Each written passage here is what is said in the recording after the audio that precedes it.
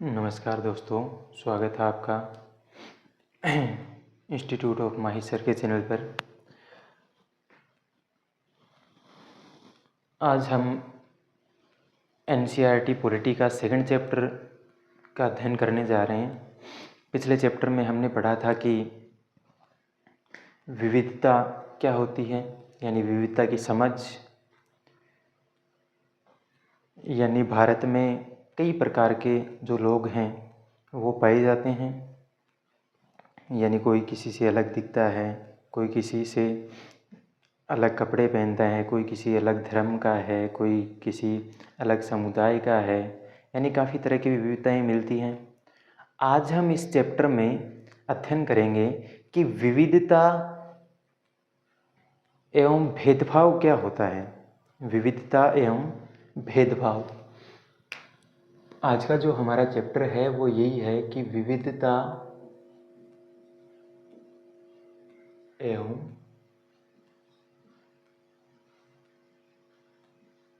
भेदभाव।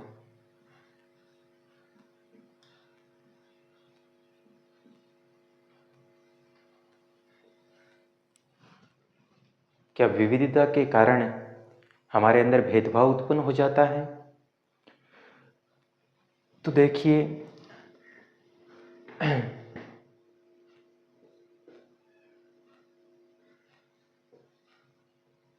हम क्या हैं?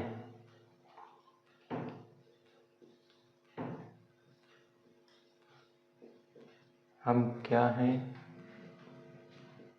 हम कैसे हैं?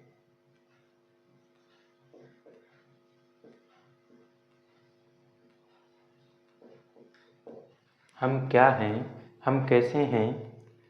ये जो है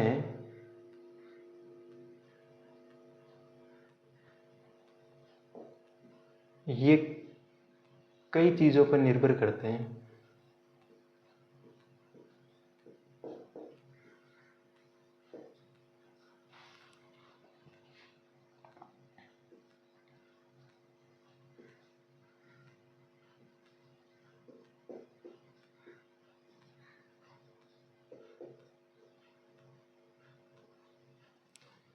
हम क्या हैं? हम कैसे हैं? ये कई चीज़ों पर निर्भर करता है। यानी हम क्या हैं और हम कैसे हैं, ये बहुत सारी चीज़ों पर निर्भर करता है। जैसे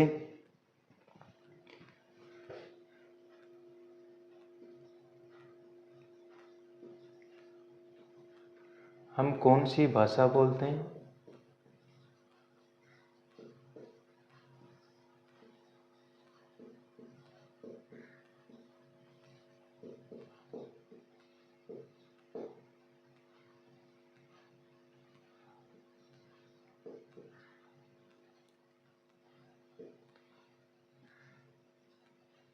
हम क्या खाते हैं,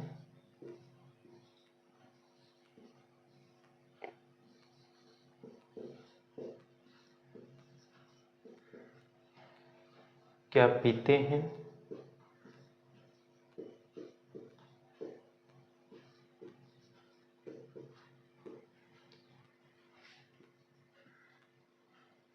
हम क्या पहनते हैं,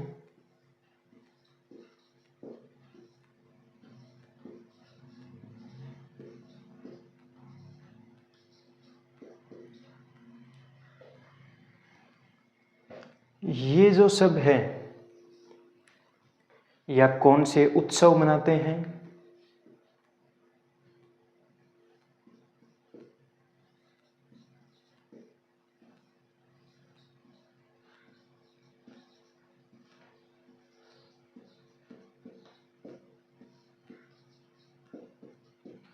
कौन से खेल खेलते हैं,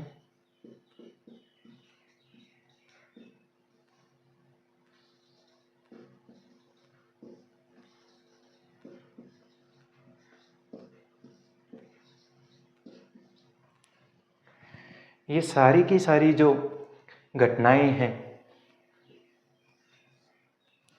वो इस चीज़ पर निर्भर करती है कि हम जहाँ रहते हैं, यानी हमारे रहने की जगह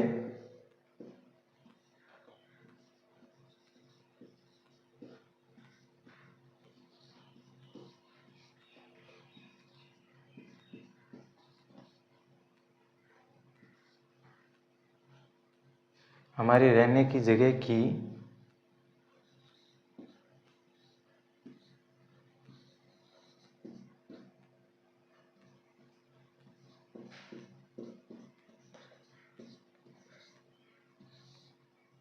भौगोलिक एवं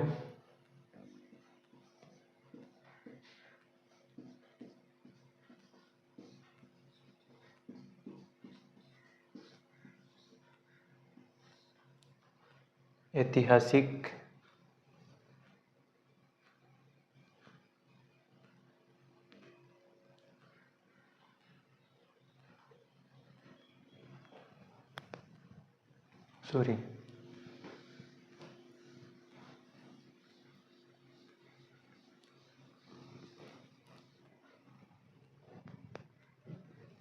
हमारी रहने की जगह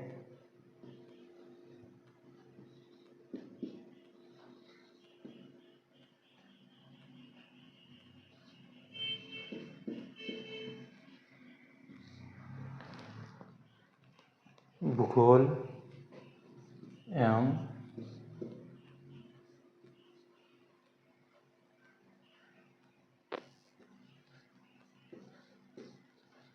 इतिहास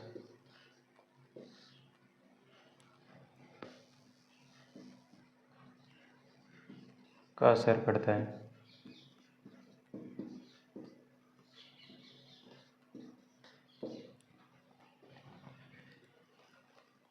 यानी हम जहाँ पे रहते हैं उसको भूगोल और इतिहास इन दोनों का असर पड़ता है। किन चीज़ों पर? कि हम कौन सी भाषा बोलते हैं, यानी हमारी लैंग्वेज कौन सी है, इन चीज़ों पर भी हमारे भौगोलिक एवं ऐतिहासिक जगह का असर पड़ता है। फिर हम क्या खाते हैं, हम क्या पीते हैं, यानी खान पान पर भी हमारे जोग्राफिकल क्लाइमेट एवं हिस्टोरिकल क्लाइमेट का असर पड़ता है। जैसे कि आप जम्मू कश्मीर या जहाँ पे सर्दियाँ ज़्यादा होती हैं उन क्षेत्रों में, अमूमन जहाँ सर्दी रहती है उन क्षेत्रों में रहते हैं, तो आप जो आपके शरीर को तापमान देती हैं ऐसी वस्तुओं को ग्रहण करेंगे, यानी ऐसी वस्तुओं को खाएंगे। और आप जहाँ नॉर्मल की सर्दी गर्मी दोनों बराबर होती हैं वहाँ पर रहेंगे तो वहाँ पर दूसरी चीज़ें खाएंगे। हम क्या पहनते हैं, यानी हमारे पहनावे पर भी हमारे भूगोल एवं इतिहास का ही असर होता है। कि आप साउथ की साइड जाओ तो वहाँ पर लुंगी पहनने वाले मिलते हैं, आप पंजाब की साइड जाओ तो वहाँ पर कुर्ता पजामा पहनते हैं, आप राजस्थान की साइड आओ तो यहाँ पर धोती कुर्ता पहनते हैं। यानी जिस भी क्षेत्र में आप रहते हो उस क्षेत्र में पहनावे पर भी उसके भौगोलिक एवं ऐतिहासिक जगह का असर पड़ता है। कौन से उत्सव मनाते हैं, यानी त्योहार या उत्सव, कि आप कौन से उत्सव मनाते हो, इस चीज़ पर भी आपके भौगोलिक और ऐतिहासिक जगह का असर पड़ता है। कौन से खेल खेलते हो, यानी आप जो खेल खेलते हो उन खेलों पर भी आपके भौगोलिक और ऐतिहासिक जगह का असर पड़ता है। यानी मान लीजिए कि आपको कोई खेल पसंद नहीं है फिर भी आप वो खेल खेलते हो, क्यों? क्योंकि आपके क्षेत्र में ज़्यादातर लोग वही खेल खेलते हैं। जैसे मैं बताऊं कि क्रिकेट हमारे इंडिया में सबसे ज़्यादा पॉपुलर है। अब ये पॉपुलर क्यों हुआ? क्योंकि जब हमारे इंडिया में अंग्रेज़ों का राज था तो उस समय अंग्रेज केवल क्रिकेट खेला करते थे। हमारे भारत का जो राष्ट्रीय खेल है वो तो हॉकी है, लेकिन क्या हॉकी पॉपुलर है? इतना नहीं है। और क्रिकेट इतना पॉपुलर है क्योंकि पहले अंग्रेज़ खेला करते थे, फिर उसी क्षेत्र में हम रहे तो हमने भी वही खेल अपना लिया। और हॉकी इतना पॉपुलर है नहीं क्योंकि इसे कुछ चुनिंदा लोग ही खेलते हैं। तो हो सकता है कि आप भी जिस क्षेत्र में रहते हो उस क्षेत्र का जो खेल है, यानी जो खेल वहाँ पर खेले जाते हैं वो खेल आपको पसंद नहीं हो, फिर भी आप वो खेल खेलते हो। क्यों? क्योंकि वो आपके भूगोल एवं इतिहास पर निर्भर करता है। फिर इसके बाद में मैं आपको कुछ बिंदु बताऊं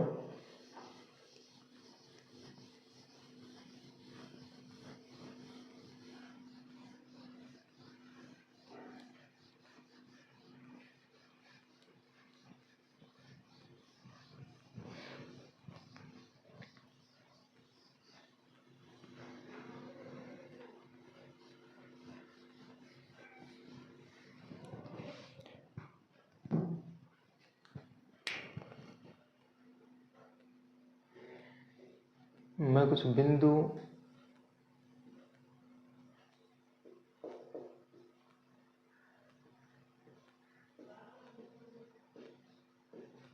पर चर्चा करूंगा, जिन बिंदुओं के कारण हम देखते हैं कि भारत में इतनी विविधता पाई जाती है।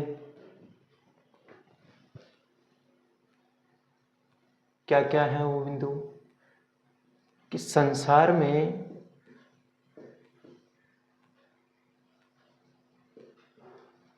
8 मुख्य धर्म पाए जाते हैं।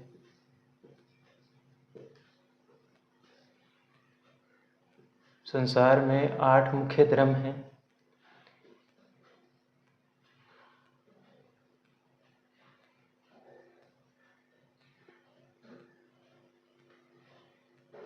संसार में 8 मुख्य धर्म हैं और भारत में इन 8 धर्मों के अनुयायी रहते हैं।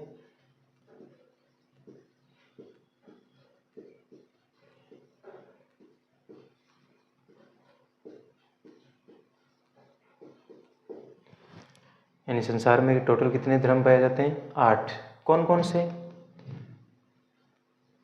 तो हिंदू है, इस्लाम है, सिख है, बौद्ध है,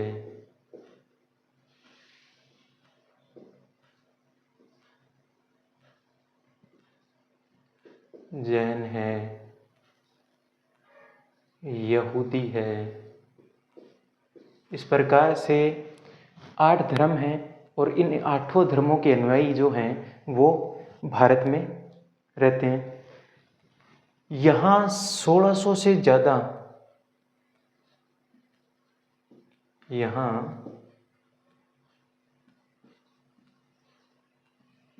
1600 से ज़्यादा भाषाएं बोली जाती हैं।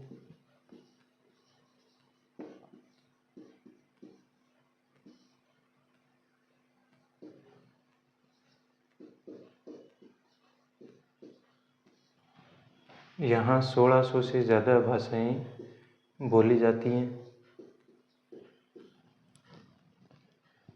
यानी 1600 से ज़्यादा मातृभाषाएं हैं लोगों की, छोटी मोटी अगर सारी कैलकुलेट करें तो। फिर यहाँ 100 से ज़्यादा, यहाँ 100 से ज़्यादा नृत्य किए जाते हैं।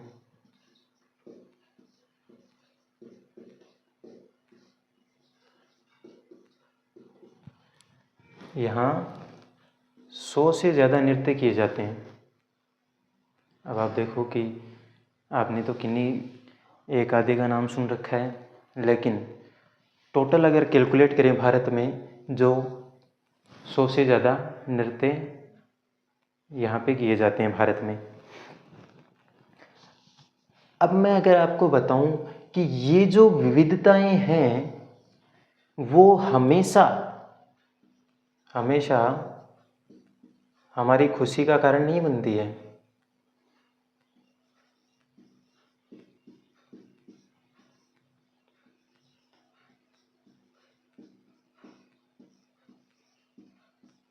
हमेशा हमारी खुशी का कारण नहीं बनती हैं।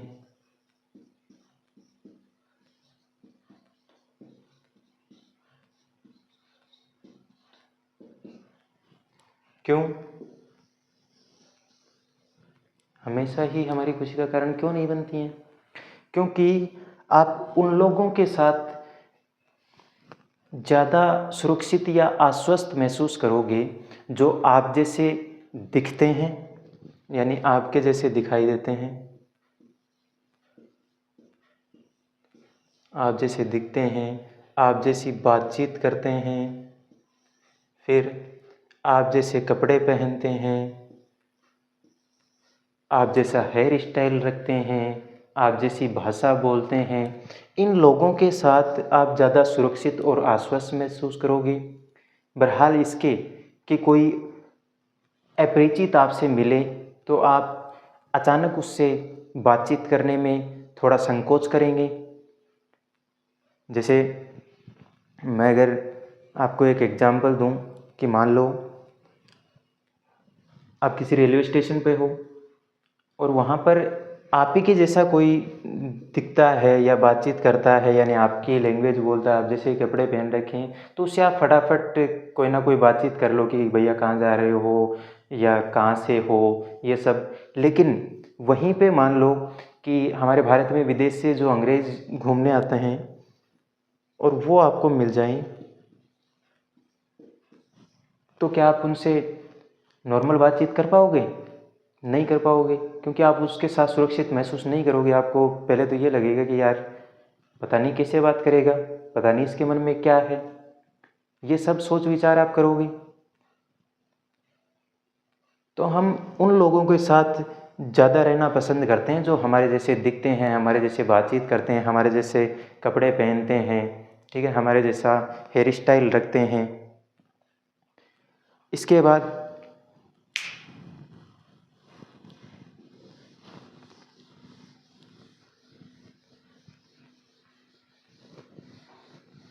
ये आप चाहे तो लिख लेना, वरना मैं इसकी PDF है वो डाल दूँगा।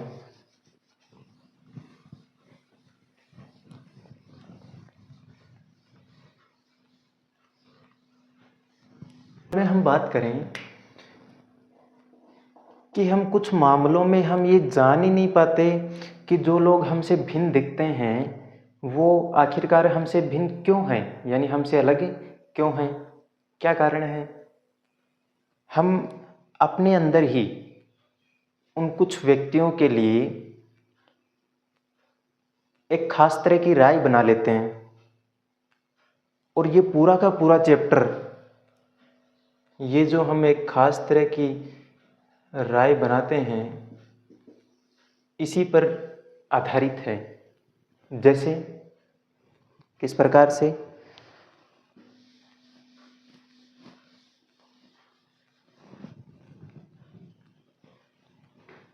कई बार क्या होता है कि जो ग्रामीण और शहरी लोग हैं वो आपस में एक दूसरे के लिए खास तरह की राय बना लेते हैं। जैसे अगर मैं शहरी व्यक्ति की बात करूं तो वो ग्रामीण लोगों के लिए, या लगभग सभी ज़्यादातर लोग जो हैं वो ग्रामीण लोगों के लिए ऐसा सोचते हैं कि ग्रामीण लोग हैं वो ज़्यादातर अज्ञानी होते हैं, ज़्यादातर अज्ञानी होते हैं, यानी उन्हें ज्ञान नहीं होता है। वो खेतों में घंटों घंटों काम करते हैं, यानी ज़्यादातर कहते हैं कि गधा मजदूरी जैसे काम करते हैं। फिर कि गांव के लोग ज़्यादातर बातचीत करने में अच्छे नहीं होते हैं, यानी उनको बातचीत करने का ढंग नहीं होता है। और शहरी लोगों के बारे में अक्सर ये धारणाएं होती हैं कि शहर के लोग जो हैं वो आलसी किस्म के होते हैं, शहरी लोग हैं वो आलसी किस्म के होते हैं, ये परिवार वालों के साथ समय व्यतीत नहीं कर पाते हैं, इन्हें सबसे ज़्यादा पैसे से ही मोह होता है, यानी इनके लिए पैसा ही सब कुछ होता है। ये कुछ खास तरह की जो राय हैं वो हम अपने अंदर पहले से ही बना लेते हैं, लेकिन ज़रूरी नहीं है कि ग्रामीण लोग अज्ञानी हों। गांव में बहुत सारे लोग हैं जो बहुत बड़े बड़े ज्ञानी हो सकते हैं, खेतों में घंटों घंटों काम करते हैं। ज़रूरी नहीं है कि ग्रामीण लोग खेतों में घंटों घंटों काम करें, उन्हें बातचीत करने का ढंग नहीं है। ये भी हो सकता है कि गांव के लोग बहुत ही अच्छी तरीके से पेश आते हों, यानी उनका सादर सत्कार करने का जो तरीका है वो बहुत ही अच्छा हो। फिर शहर के बारे में कि वहाँ के लोग आलसी होते हैं, ज़रूरी नहीं है वहाँ के लोग आलसी होते हैं। कई ऐसे भी होते हैं जो सुबह 5 बजे उठ के जिम करते हैं या अपने काम पर चले जाते हैं, वो अपने घर वालों के साथ समय व्यतीत नहीं कर पाते। ऐसा भी नहीं होता है, वो अपने घर वालों को भी समय देते हैं। उन्हें पैसे से ही मोह होता है, नहीं ऐसा भी नहीं है कि वो सिर्फ पैसे से ही मोह करते हैं। वो परोपकारी हो सकते हैं, उदारवादी हो सकते हैं या करुणादायी हो सकते हैं। तो ये जो खास तरह की राय बनाने का जो एक तरीका है हमारे अंदर, यही भेदभाव को उत्पन्न करता है। इसके बाद में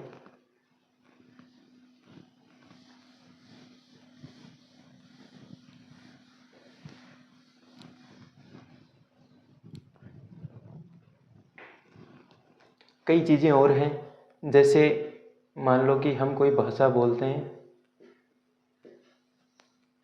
जैसे अंग्रेजी।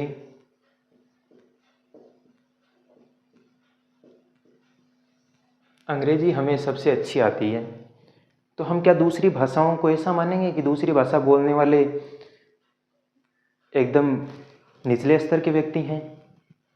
होता है कई बार, जैसे नॉर्थ इंडिया में किसी को अगर अंग्रेजी आ जाए तो वो जो हिंदी वगैरह बोलने वाले हैं या जो जिनको अंग्रेजी नहीं आती है, वो उनको ऐसे समझते हैं कि ये तो व्यक्ति ही नहीं है, ये तो एकदम निचले स्तर का व्यक्ति है। तो आप किसी भी तरह का एक खास निर्णय नहीं बना सकते उस व्यक्ति के बारे में।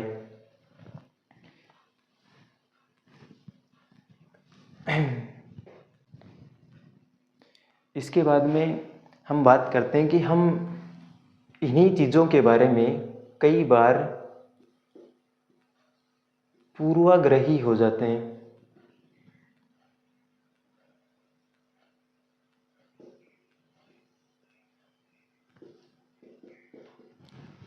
पूर्वाग्रही कैसे? कि हम कुछ लोगों को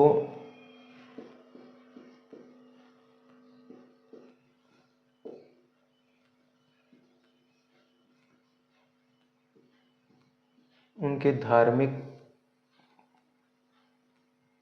विश्वास,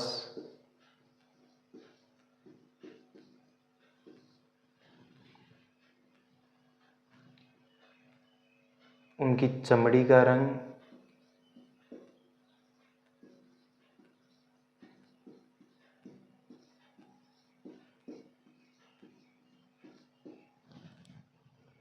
उनके धार्मिक विश्वास, उनके चमड़ी का रंग, वे जिस क्षेत्र से आते हैं, वे जिस क्षेत्र से आते हैं,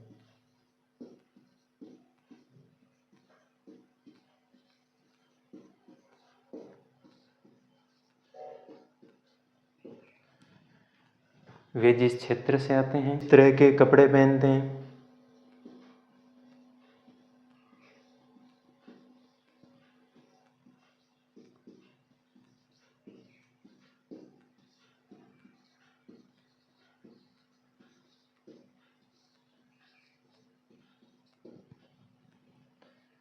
या जो भाषा बोलते हैं,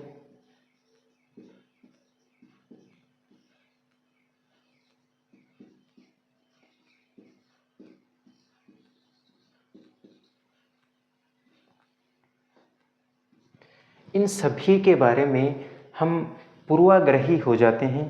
पूर्वाग्रही का मतलब क्या होता है?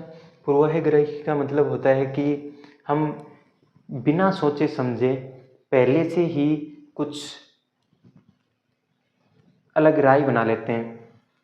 जैसे लोगों के धार्मिक विश्वास के बारे में, यानी लोगों के धर्म के बारे में, कि जैसे मुस्लिम धर्म है वो निर्दयी होते हैं।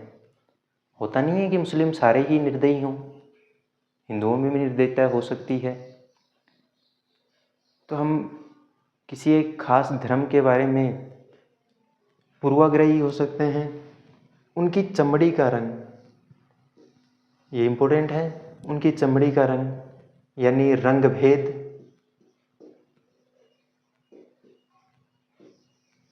हम उनसे रंग भेद कर लेते हैं कि जैसे मैं कहूँ कि एक काला व्यक्ति और एक श्वेत व्यक्ति दो अगर आपके सामने हों तो आप कलर से जज करते हैं कि श्वेत व्यक्ति जो है वो अच्छा होता है और काला व्यक्ति है वो बुरा होता है। हमेशा ये नहीं होता है, काला व्यक्ति भी अच्छा हो सकता है और गोरा व्यक्ति है वो भी बुरा हो सकता है। ज़्यादातर ऐसे ही होते हैं। वे जिस क्षेत्र से आते हैं, यानी क्षेत्र के आधार पर आप पूर्वाग्रही हो जाते हो, यानी किसी खास क्षेत्र से आते हैं तो उनके बारे में ऐसे सोचते हो कि ये तो ऐसे ही हैं। फिर जिस तरह के कपड़े पहनते हैं, यानी उनके पहनावों के लेकर, जो भी वो पहनते हैं उस पहनावे को लेकर आप पूर्वाग्रही हो जाते हो। वो जो भाषा बोलते हैं, अभी थोड़ी देर पहले मैंने बताया कि भाषा को लेकर ज़्यादातर लोगों को ये होता है कि अपनी भाषा ही सर्वोच्च है, दूसरों की भाषाएं निम्न है। तो ऐसा पूर्वाग्रही में होता है कि आप पहले से ही उनके बारे में कुछ खास राय बना लेते हो।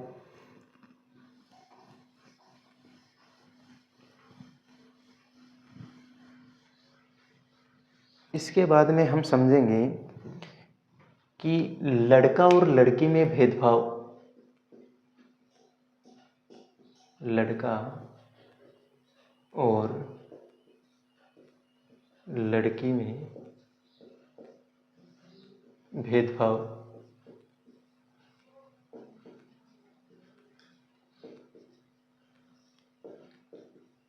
लड़का और लड़की में भेदभाव।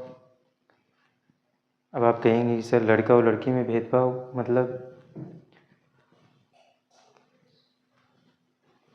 वर्षों से चलता आ रहा है कि लड़का और लड़की में भेदभाव किया जाता है हमेशा। लड़का और लड़की होते कौन हैं? कौन होते हैं लड़का और लड़की? कैसे पता करते हैं? तो आप कहोगे कि सर हम लड़का और लड़की की तरह जन्म लेते हैं।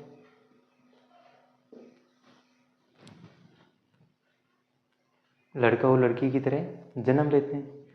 तो इसी बिंदु पर हम बात करेंगे कि मैं दो शब्द लिखता हूँ,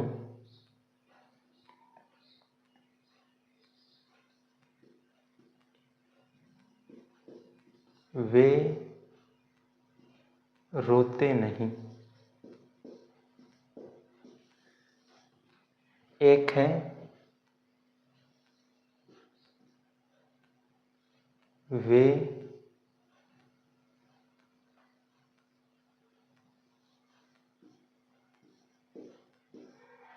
खाना पकाने में निपुण है। अब जैसे ही मैंने ये दोनों शब्द लिखे तो आप लोगों के दिमाग में एक चीज़ आई होगी कि ये जो मैंने लिखा वो मैंने लड़कों के लिए लिखा है या पुरुषों के लिए लिखा है। और ज़्यादातर होता यही है कि ये जो है शब्द वो ज़्यादातर पुरुषों और लड़कों के लिए इस्तेमाल होता है कि वे रोते नहीं हैं। जन्म से ही, जैसे ही लड़का जन्म लेता है और मान लो कि वो कहीं गिर गया या उसके चोट लग गई और वो रोने लग जाता है, तो घर वाले या परिवार वाले ज़्यादातर ये कहते हैं कि तू लड़का है तो रोते नहीं लड़कियों की तरह, क्यों लड़के को दर्द नहीं होता है। एक अमिताभ बच्चन की एक फिल्म थी मर्द। इस फिल्म ने समाज में इतनी भ्रांति फैलाई कि मर्द को कभी दर्द नहीं होता। क्यों? मर्द मनुष्य नहीं है क्या? मर्द के जब सुई चुभोई जाती है तो उसको दर्द नहीं होता है? या वो गिरता है तो उसे चोट नहीं आती है? लेकिन हमारे समाज में ये भ्रांति बन गई कि मर्द को कभी दर्द नहीं होता है। तो लड़के के लिए हमेशा या पुरुष के लिए हमेशा ही ये कहा जाता है कि ये रो नहीं सकते, और धीरे धीरे इनके भी दिमाग में यही बैठाया जाता है और बैठ जाता है जैसे जैसे उम्र बढ़ती है इनकी, कि हम तो लड़के हैं, हम रो नहीं सकते। और मान लो इन्हें कभी रोना आ भी जाए तो ये रो ही नहीं सकते। फिर इनको ऐसा लगता है कि दूसरे लोग क्या कहेंगे कि लड़का होके रोता है या पुरुष होके रोता है, क्या लड़कियों की तरह रोता रहता है। तो क्या रोने का गुण केवल लड़कियों में है, लड़कों में नहीं है? तो ये भी एक भेदभाव किया जाता है लड़के और लड़कियों में। मैंने कहा वे खाना पकाने में निपुण हैं। अब जैसे ही मैं ये शब्द लिखा मैंने, तो आपके दिमाग में ये आया होगा कि मैंने लड़कियों के लिए लिखा है। तो क्या खाना से केवल लड़कियां ही पकाती हैं, लड़के नहीं पका सकते हैं? लेकिन नहीं, समाज में आज भी यही है कि लड़कियों को केवल यही कहा जाता है कि आप केवल खाना बनाने के लिए हैं, आप चूल्हा चौका करने के लिए हैं। यानी हमेशा ही इन दोनों में भेदभाव किया जाता है।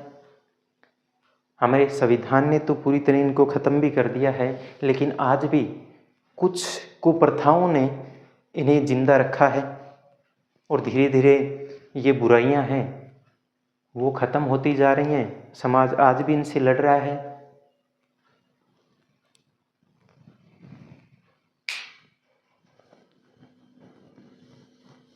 इसके बाद में हम बात करेंगे,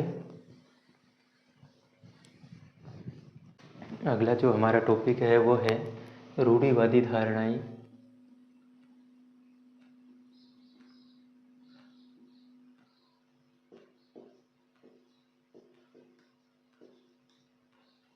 रूढ़िवादी धारणाएं।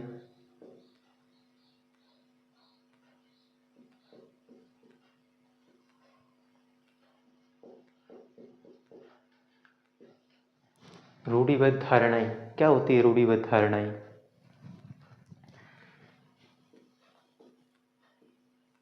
जब हम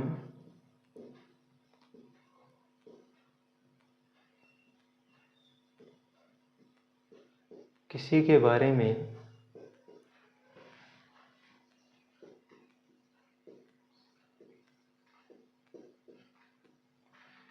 एक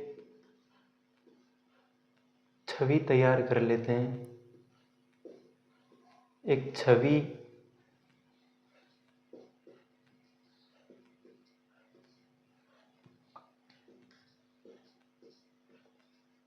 तैयार कर लेते हैं या पक्की धारणा बना लेते हैं।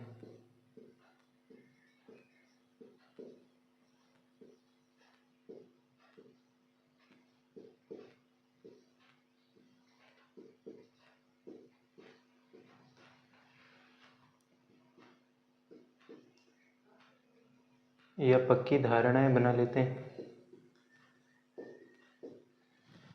वही क्या कहलाता है? रूढ़िबद्ध धारणाएं। और समाज में ये जो रूढ़िवादी धारणाएं हैं वो बहुत ही ज़्यादा हैं कि लोग एक खास देश,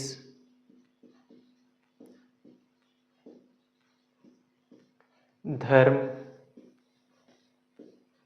लिंग, इनके लिए एक रूढ़िवादी धारणाएं बना लेता है पहले से ही। एक खास देश के लिए, यानी किसी देश के लोग या किसी धर्म के लोग या कोई किसी लिंग के लोग कंजूस होते हैं, अपराधी होते हैं या बेवकूफ़ होते हैं।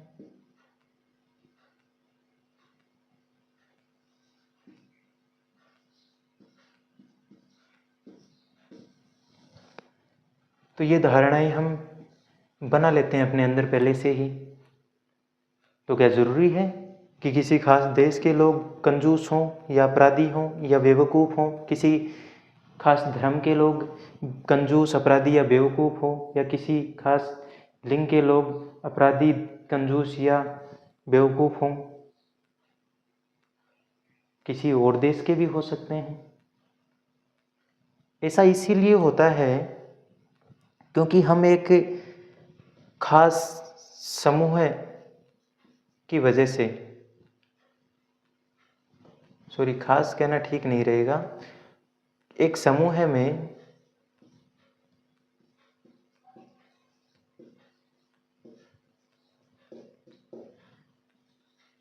कुछ लोगों की वजह से,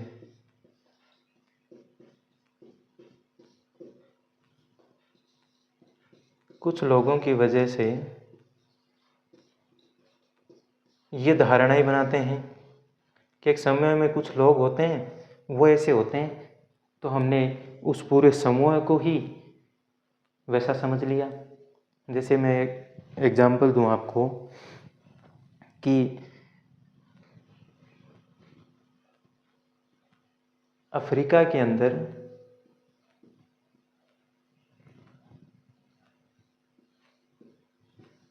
एक कोई खास जनजाति है जो व्यक्ति को नोचकर खाती है।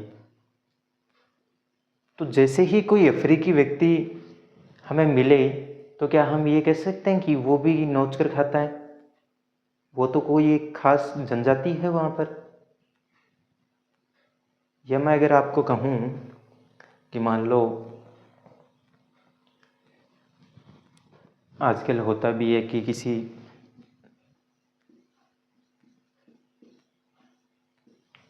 का प्रेम प्रसंग चल रहा था, किसी का भी, और उस प्रेम प्रसंग में कुछ बाधाएं उत्पन्न हुई और उन बाधाओं के कारण वो संबंध विच्छेद हो गए, यानी ब्रेकअप हो गया। अब ये दोनों कैटेगरियों में आता है कि फिर लड़के एक राय बना लेते हैं कि लड़कियां ऐसी ही होती हैं, या फिर लड़कियां एक राय बनाती हैं कि सारे लड़के ही ऐसे होते हैं। हाँ, एक दो दिन के लिए अगर आप कहो तो ये धारणाएं ठीक हैं, लेकिन लॉन्ग टर्म में अगर आप इन्हीं धारणाओं के आधार पर चलें कि सारे लड़के ही ऐसे होते हैं, सारी लड़कियां ही ऐसे होती हैं, तो ये ठीक नहीं है, क्योंकि ये फिर रूढ़िबद्ध धारणाओं को जन्म देते हैं। इसके बाद में मैं आपको अगला जो टॉपिक है हमारा वो है असमानता एवं भेदभाव। असमानता एवं भेदभाव।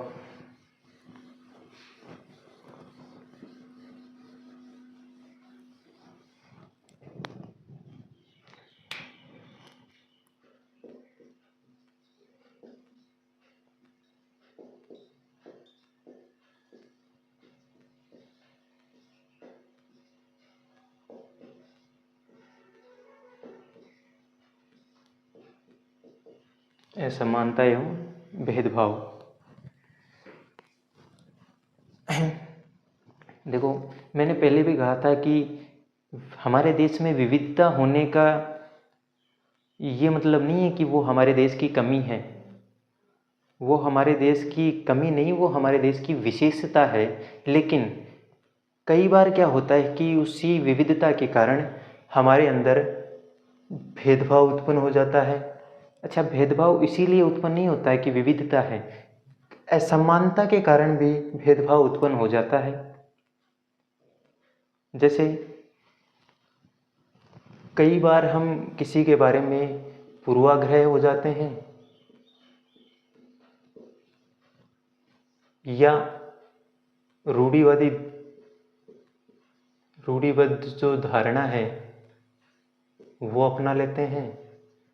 तो इस रूढ़िबद्ध धारणा या पूर्वाग्रह के चक्कर में हम असमानता या भेदभाव को उत्पन्न करते हैं। जैसे किसी के बारे में हम पहले से ही सोच लेते हैं कि ये लोग ऐसे ही होते हैं। जैसे मैं अगर आपको बताऊं कि कुछ लोग हैं वो किसी को भी अपने मोहल्ले में रहने नहीं देते।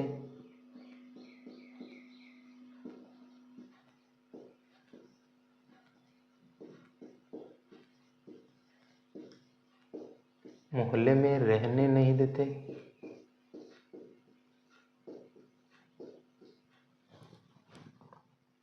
कुछ खास तरह की नौकरी नहीं करने देते, यानी कुछ खास तरह की नौकरी करने से रोकते हैं।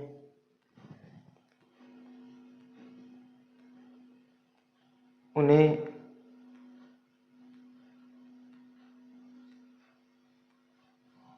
हेडपंप या कुएं या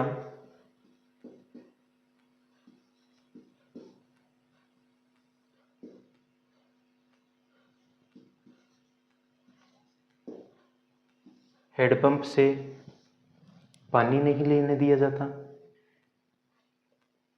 कई बार होता है ऐसा कि अगर आपके मोहल्ले में कोई ऐसा व्यक्ति है जो आपसे भिन्न है, तो आप ऐसा समझते हैं कि ये रहने के लायक ही नहीं है, तो आप उसे मोहल्ले में रहने नहीं देते हो।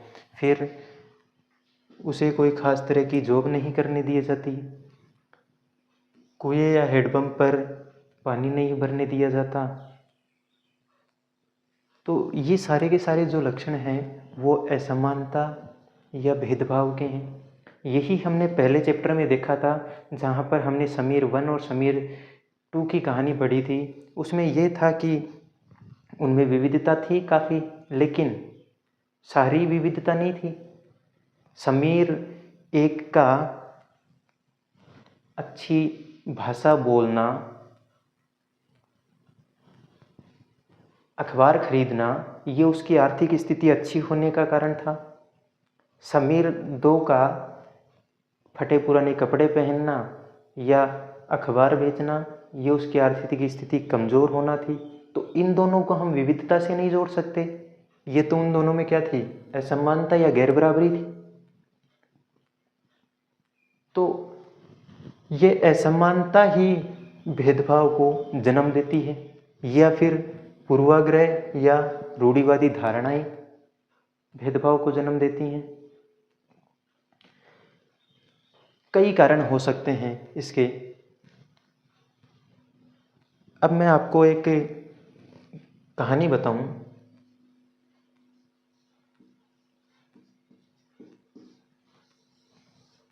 ये कहानी है डॉक्टर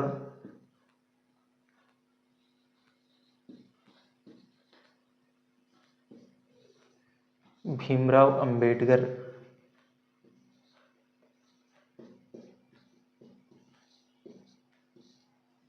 यानी बाबा साहब अंबेडकर की ये कहानी है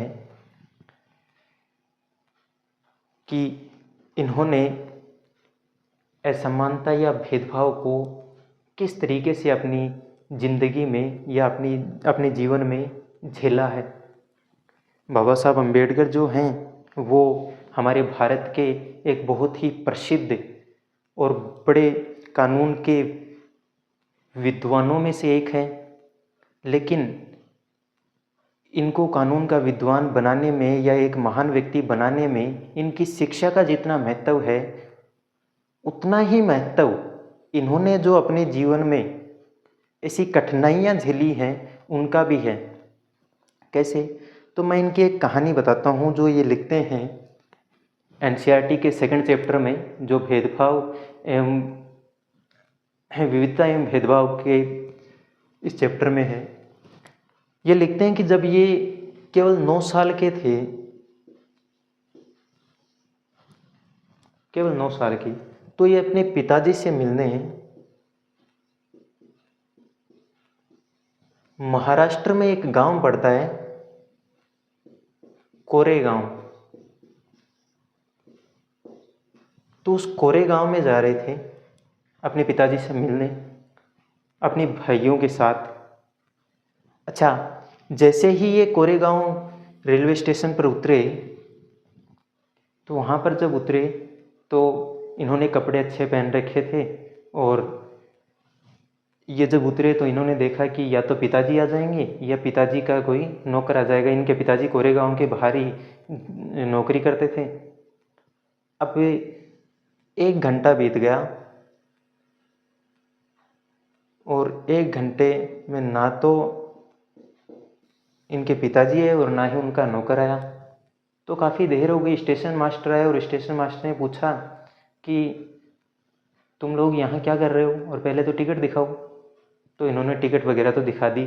अच्छा, बाबा साहब अम्बेडकर कहते हैं कि हमने कपड़े अच्छे पहन रखे थे। तो स्टेशन मास्टर को ये लगा कि हम कोई ऊंचे वर्ण से हैं, यानी ब्राह्मण बच्चे हैं। तो उन्होंने हमें अच्छा ट्रीट किया, बैठाया और बातचीत करने लगे। और इतनी बातचीत हो ही रही थी कि तभी उस स्टेशन मास्टर ने उनसे पूछा कि अपने बारे में बताओ। तो इनके मुंह से अचानक निकल गया कि हम महार जाति से हैं और अपने पिताजी से मिलने आए हैं, जो कोरेगांव में काम करते हैं। ये महार जो जाति है वो अनुसूचित जनजाति है, यानी निचले समुदाय में आती है। अब जैसे ही स्टेशन मास्टर ने महार जाति सुना तो उसी सेकंड उसके चेहरे की जो मनोदशा है वो चेंज हो गई। यानी इतनी देर जो वो अच्छे से ट्रीट कर रहा था, उसने अचानक अपना मन बदल दिया उनके प्रति और अपने दफ्तर में चला गया। ये काफ़ी देर तक वहाँ पर वेट करते रहे और शाम हो गई। ना तो इनके पिताजी आए, ना ही उनका नौकर आया। और जैसे जैसे शाम होती गई, स्टेशन मास्टर ने इनसे आके फिर पूछा कि अब तुम क्या करोगे। तो इन्होंने कहा कि देखो, हमें कोरेगांव जाना है और कोरेगांव जाने के लिए कोई बैलगाड़ी या घोड़ा गाड़ी मिल जाती, यानी वहाँ से बैलगाड़ी और घोड़ा गाड़ी जाती थी, तो कि अगर वो मिल जाती तो हम वहाँ पर अपने पिताजी से मिलने चले जाते। तो स्टेशन मास्टर ने बैलगाड़ी और घोड़ा गाड़ी वालों से बात की, लेकिन जब इन्होंने पहले बताया था कि हम महार जाति से हैं, तो आसपास वालों ने भी सुन लिया था और कोई भी इनको ले जाने के लिए तैयार नहीं था। इन्होंने इतने तक कहा कि हम दुगुना किराया देंगे, किराया दुगुना देंगे, यानी अगर आप 1 पैसा लेते हो तो हम 2 देंगे, आप 2 लेते हो तो हम 4 देंगे। लेकिन फिर भी कोई राज़ी नहीं हुआ इनको ले जाने के लिए। तो आप समझ सकते हैं कि इनको कितनी कठिनाइयों का सामना करना पड़ा होगा।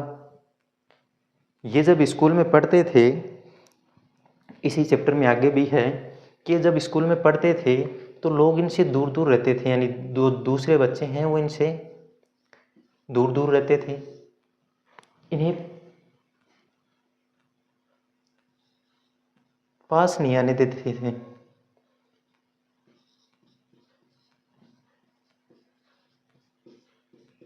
पास नहीं आने देते थे। पानी नहीं पीने दिया जाता था।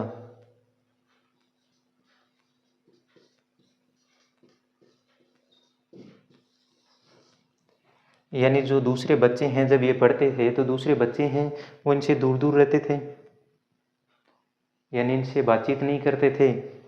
इन्हें पास नहीं आने दिया जाता था। वो सोचते थे कि अगर इसने छू लिया तो हमें नहाना पड़ेगा, क्योंकि ये जिस जाति से बिलोंग करते हैं उसे अछूत कहते हैं। आजकल तो अछूत नहीं कहते हैं, आजकल उसे बदल कर दलित कर दिया है, ये शब्द यूज करते हैं। पीने का पानी नहीं पीने दिया जाता था। जब ये पढ़ते थे तो कहते हैं कि इन्हें जो बाकी जो बच्चे हैं वो तो नॉर्मल पानी पीते थे अपने आप से, लेकिन ये पानी नहीं पी सकते थे अपने आप से।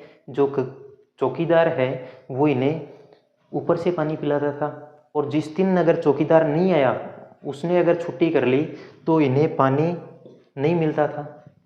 वो 9 साल का बच्चा उस टाइम पे इतनी कठिनाइयों का सामना करता है। तभी मैंने शुरुआत में कहा था कि बाबा साहब अम्बेडकर को उनकी पढ़ाई ने जितना महान बनाया है, उतनी ही भूमिका इन कठिनाइयों की भी है उनके जीवन में, जो कठिनाइयाँ उन्होंने झेली हैं। एक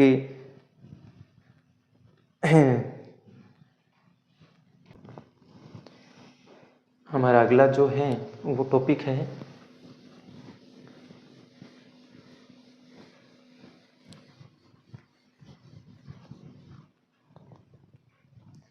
समानता के लिए संघर्ष।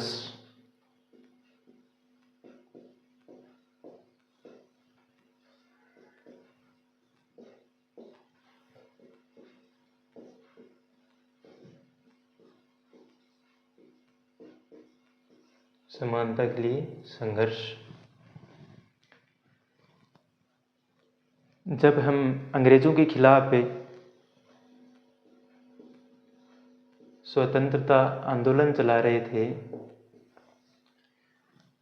तो ना केवल वो अंग्रेजों के खिलाफ स्वतंत्रता आंदोलन था, ठीक उसी समय हम भी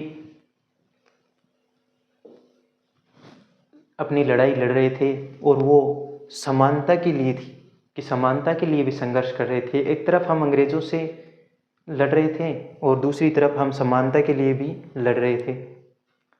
समानता के लिए सभी ने संघर्ष किया, जैसे कि महिलाओं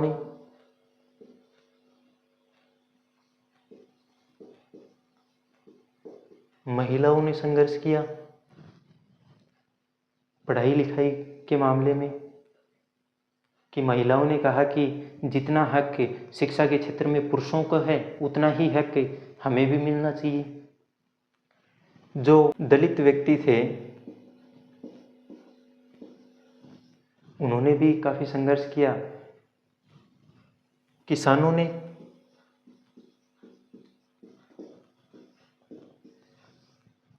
भी काफ़ी संघर्ष किया। यानी महिलाओं ने शिक्षा के लिए संघर्ष किया, दलितों ने अपने अधिकारों के लिए संघर्ष किया, किसानों ने, जो जमींदार थे, उनकी जो टैक्स की ऊंची दरें थी उनके लिए संघर्ष किया कि टैक्स की दरें कम करी जाए। तो इन सभी ने स्वतंत्रता संग्राम में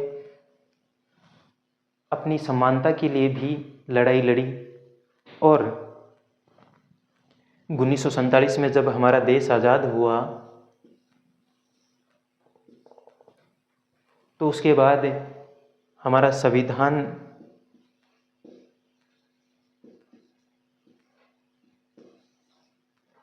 जब लिखा जा रहा था, तो संविधान सभा के जो भी मेंबर थे उन्होंने ये सोचा कि ये जो भेदभाव की नीति है,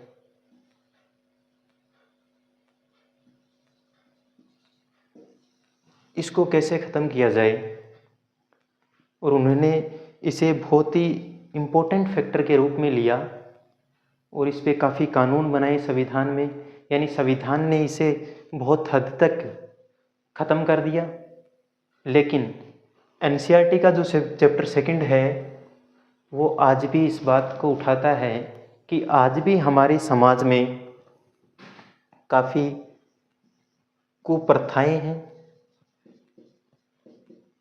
जिनसे आज भी काफ़ी लोग संघर्ष कर रहे हैं, जिनके लिए आज भी महिलाएं हैं वो शिक्षा के लिए संघर्ष कर रही हैं। महिलाओं को इतना अधिकार नहीं है कि लड़कियों को बाहर पढ़ने नहीं दिया जाता, उन्हें केवल इतना समझा जाता है कि वो केवल चूल्हा चौका करेंगे।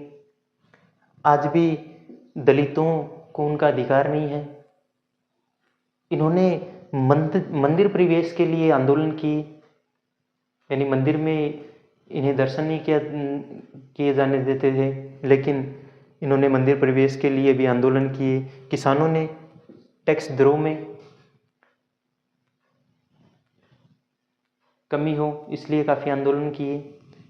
तो आज भी काफ़ी कुप्रथाएं और रूढ़िवादी अवधारणाएं समाज में मौजूद हैं। तो इन सभी को ख़त्म करने के लिए आज भी हम लोग काफ़ी प्रयास कर रहे हैं। तो आज की क्लास है वो यहीं समाप्त होती है। धन्यवाद। अगला चैप्टर है वो हम कल पढ़ेंगे, जो है सरकार। धन्यवाद।